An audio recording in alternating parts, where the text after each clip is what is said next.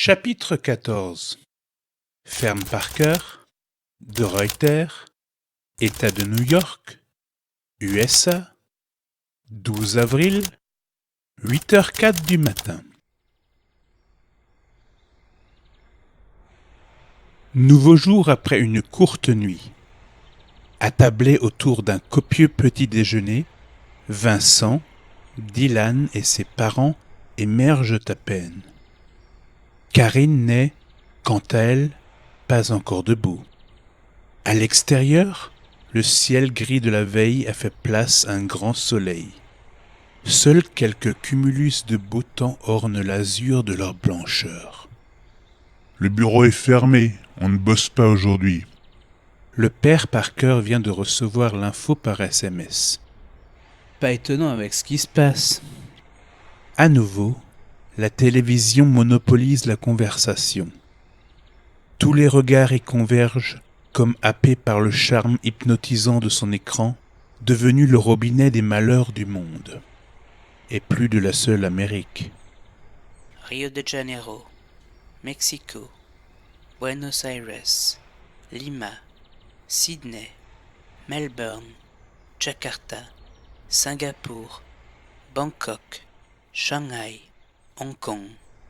Le présentateur égrène, impassible, la liste des nouvelles agglomérations dévastées au cours de la nuit. Son ton monocorde ne choque personne.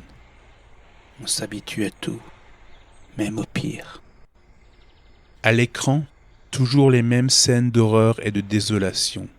Bordel, ça frappe aussi à l'étranger maintenant?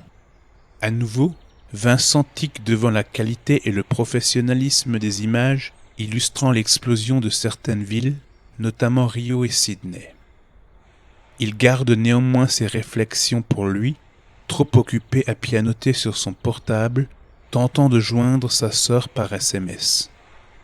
En vain.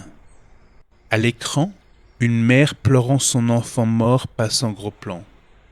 Bien que pudique sur ses sentiments, Vincent remarque que Dylan n'est pas insensible à ce qu'il voit.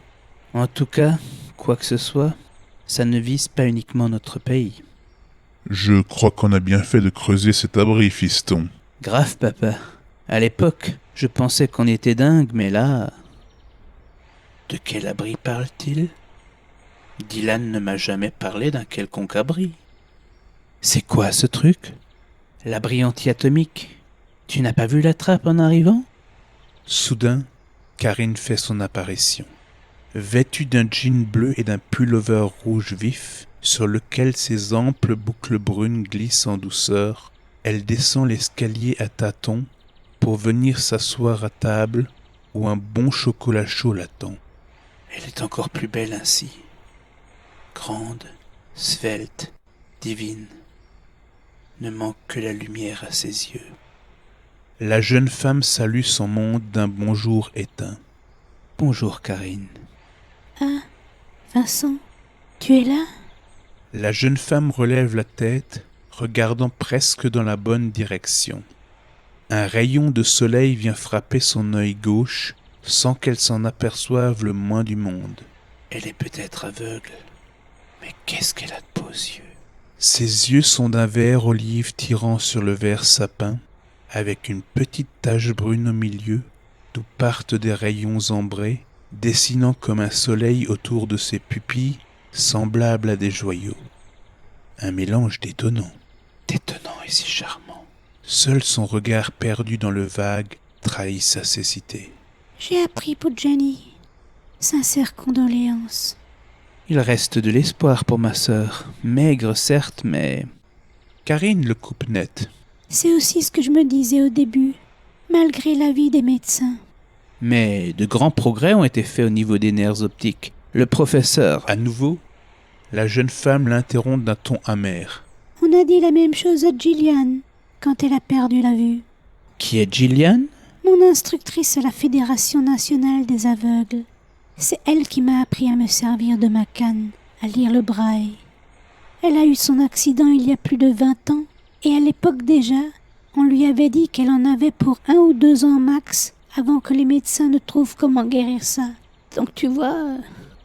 Pas faux. Vincent avait récemment lu une publication scientifique à ce sujet, portant sur des tests vaguement probants entrepris sur des souris de laboratoire. Mais de là à ce qu'il débouche sur une avancée thérapeutique applicable à l'homme, il y aurait encore un long chemin à parcourir. Tandis que les autres quittent la table, en direction de la télévision et de son flot de monstruosités, Karine et Vincent restent attablés, face à face. Tu es toujours là, Vincent? Oui. La jeune femme se met à chuchoter. Alors, j'aimerais te montrer quelque chose.